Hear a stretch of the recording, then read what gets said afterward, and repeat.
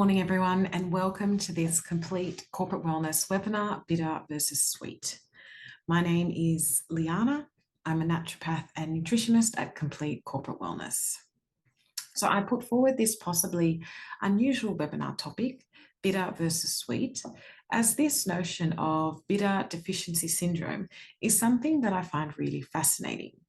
Like many allied health professionals, I work mostly with diseases and illnesses of a chronic nature.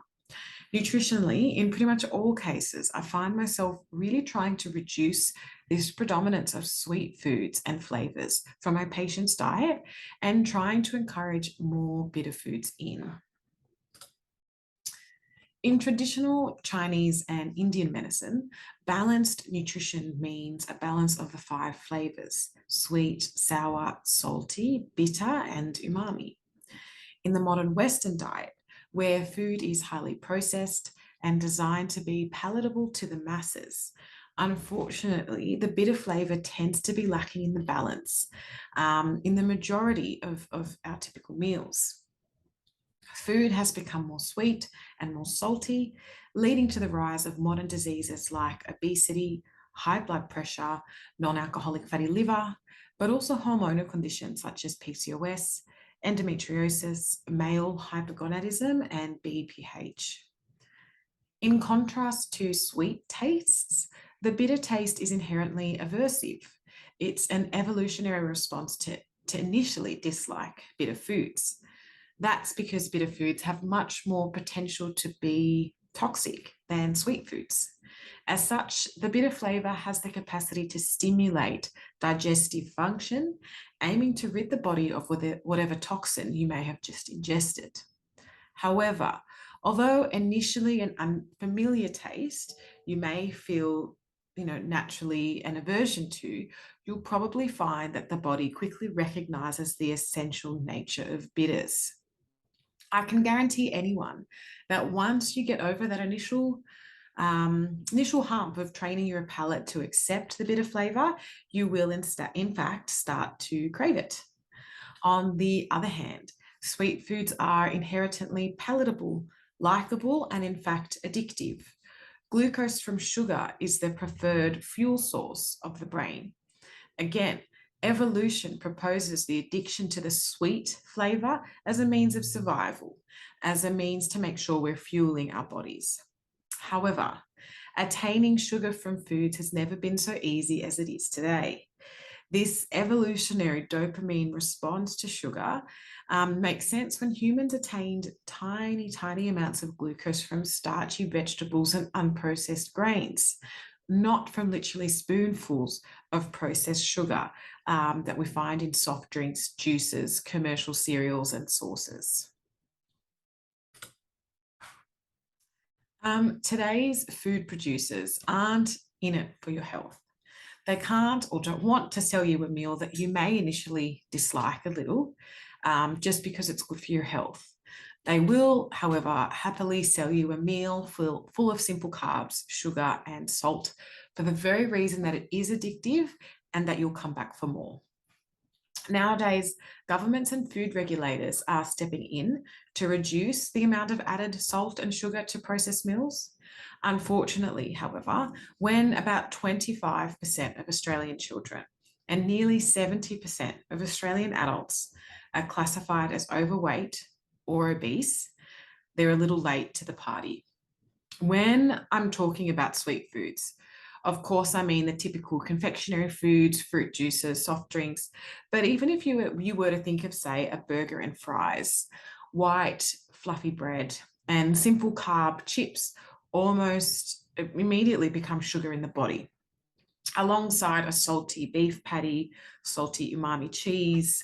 Tomato sauce is both sweet and salty. Definitely no bitter flavor to be found there, just to give you some context. So let's chat about how bitters work all the way through our digestive system to improve our health. We have bitter receptors, bitter taste receptors, all along our digestive tract, starting in our mouth. The bitter taste almost immediately stimulates secretion of acid in our stomachs. That stomach acid is so important for breaking down our food into a soft mixture of chyme. Stomach acid is essential to unravel protein structures so they can be further broken down by enzymes in the small intestine. Insufficient stomach acid can lead to protein insufficiency. This can lead to muscle wasting, especially in old age, fatigue, inhibited exercise recovery, and joint degradation. Protein insufficiency also affects our endocrine and immune system, as protein is the building blocks of our hormones and immune cells.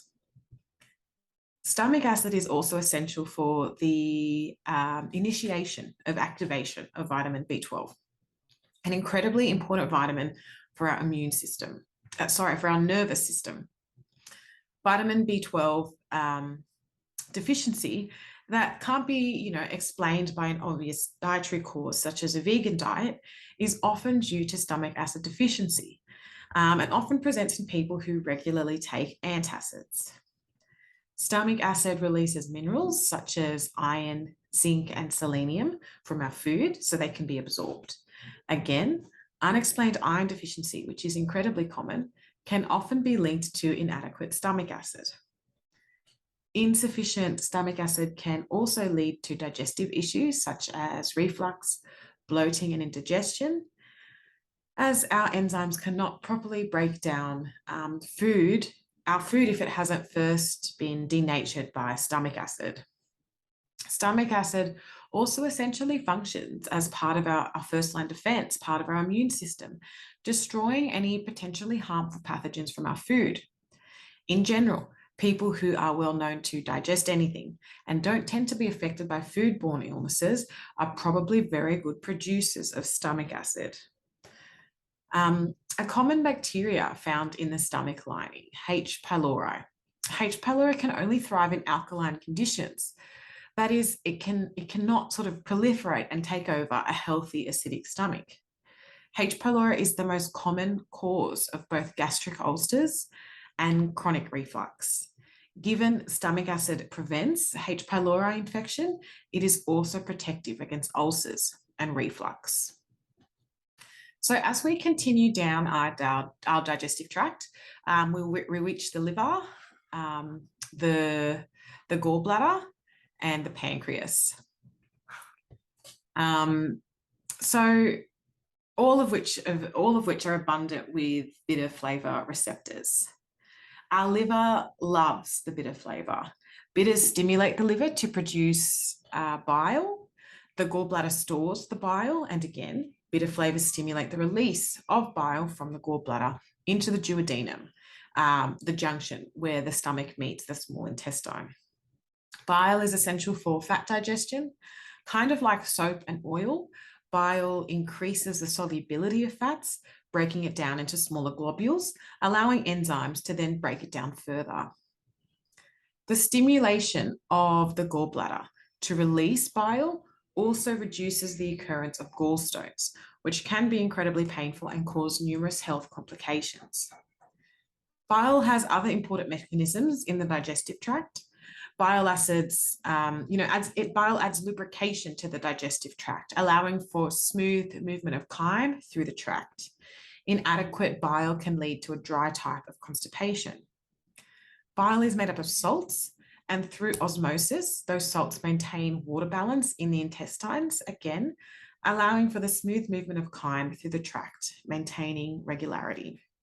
This is a large part why bitter flavours can be, in fact, a cure of chronic constipation. So importantly, the liver synthesizes bile salts from cholesterol. That is, the stimulation of bile production in the liver by bitter food utilizes cholesterol, which is then excreted through the bowels. This effectively lowers cholesterol levels and reduces fatty deposits in the liver, which has a really important effect on keeping our hearts and the cardiovascular system nice and healthy. So looking at the pancreas has two important functions. It produces and secretes digestive enzymes. It also produces and secretes insulin, which is the key that allows the transport of glucose from the blood and into the cells. You can probably guess by now that bitter flavors stimulate the production and secretion of those digestive enzymes. Inadequate digestive enzymes cause bloating, gas, and a feeling of heaviness after eating. Enzymatic insufficiency also means that we're not able to properly absorb the nutrients from your food, and can lead to multiple vitamin and mineral deficiencies. This can lead to hormonal imbalances, immune deficiency, thyroid complications, and chronic fatigue. The flow-on effects of inadequate digestive processes are endless. So now my last little spiel about the effect of bitters is their effect on appetite, body weight, and blood glucose levels. The jury is definitely not out on the mechanism, and I don't want to go too deep into the physiology of it all. However, for simplicity's sake, the effect that bitters have throughout the digestive tract, particularly on the liver and the pancreas, but also the effect that bitter taste receptors have on our appetite hormones, have been shown to suppress appetite, reduce body weight, and improve postprandial, so the after eating blood sugar response. In fact, berberine, the bitter compound in herbs such as philodendron, berberry, and Oregon grape, has been found comparable to metformin, the most commonly prescribed anti-diabetic drug, in reducing blood sugar levels of diabetics. Impressive. Now that I've talked your ears off about the function of bitters, what are bitter foods and how can we incorporate more bitter flavour into our diets? Bitter foods include dark green leafy vegetables, cruciferous vegetables, herbs and spices such as ginger, turmeric, cumin, fennel, fenugreek, coriander, tarragon, and watercress. Good quality, full flavoured extra virgin olive oil is also bitter. Also, dark chocolate, black coffee, green tea, chamomile, and peppermint tea are also gentle bitters.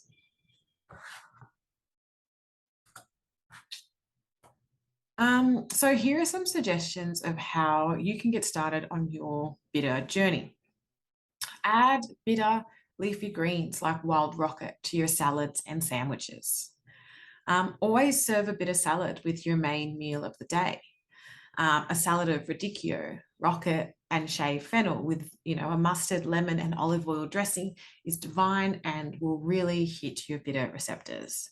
Using spices in cooking dals and light curry, flavored with turmeric, cumin, ginger, mustard seeds, and coriander are fantastically healthy and grounding. Balance heavier meals containing animal proteins with fresh herbs like coriander, tarragon, and watercress. Prepare a tray of roasted cruciferous vegetables, broccoli, Brussels sprouts, and kale as part of your weekly meal prep routine, and enjoy a serve of these fantastic bitters every day. Start your day with a pot of green tea, and end your day with a pot of chamomile or peppermint tea. Chocolate is actually a really easy one nowadays. If you typically enjoy sweet milk chocolate, work your way up the percentage ladder. Start with 60% cocoa blend. As that becomes more palatable, move up to a 75%, 85%, and beyond.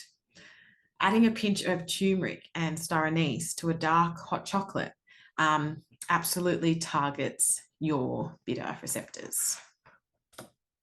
So that brings us to the bitter end. Thank you very much for sitting through this webinar. I hope you found it interesting, and I hope it supports you to, bring some more bitter foods into your diet. I've just put the link in here of our, so the next, if you follow this link here, you'll see the next complete corporate wellness webinars. Have a look through that page, and if there are any webinars that pique your interest, register your attendance, and we look forward to seeing you again. Thank you so much.